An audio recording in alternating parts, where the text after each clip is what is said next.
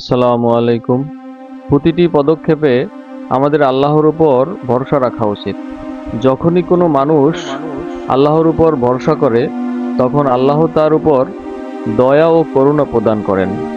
আমরা যদি তা শিখতে পারি, তবে প্রতিটি কাজে আল্লাহর সাহায্য পাব ইনশাআল্লাহ।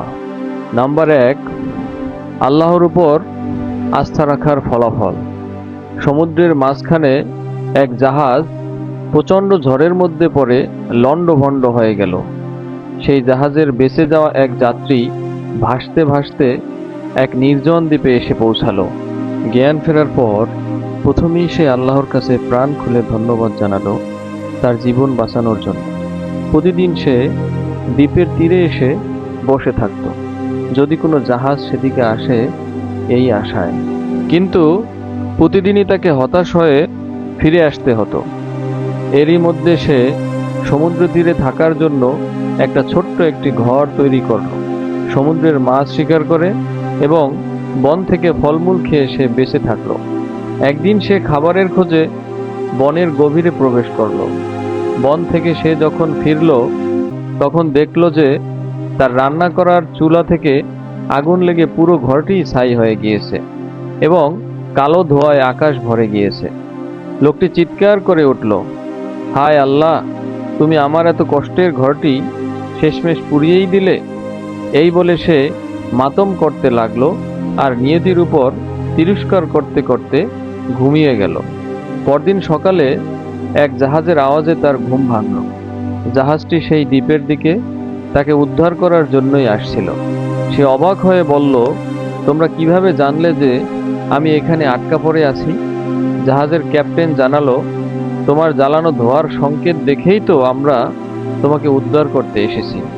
লোকটি তখন বুঝতে পারল যে ঘরে আগুন না লাগলে আমি কখনো বাড়িতে ফিরতে পারতাম না।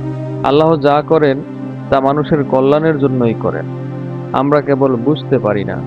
নাম্বার ২, একজন বয়স্ক রাজমিস্ত্রি তার কাজ থেকে অবসর নিতে চাইল।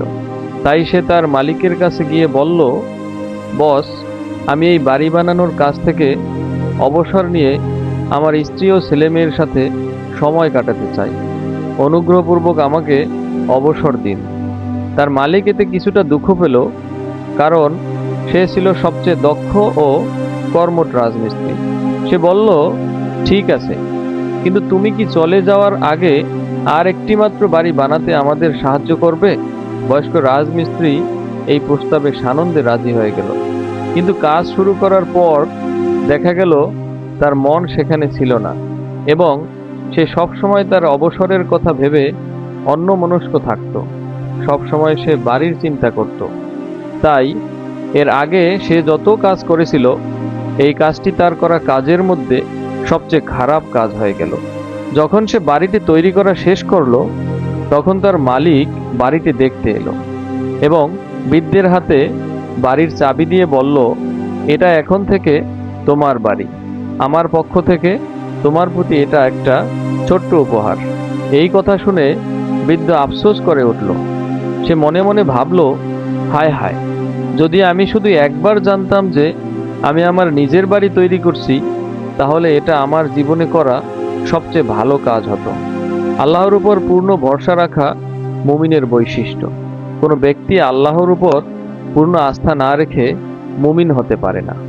জীবনের প্রতিটি ক্ষেত্রে আল্লাহর উপরই ভরসা করতে হবে। ভিডিওটি ভালো লাগলে লাইক, শেয়ার ও সাবস্ক্রাইব করার অনুরোধ রইল। ধন্যবাদ।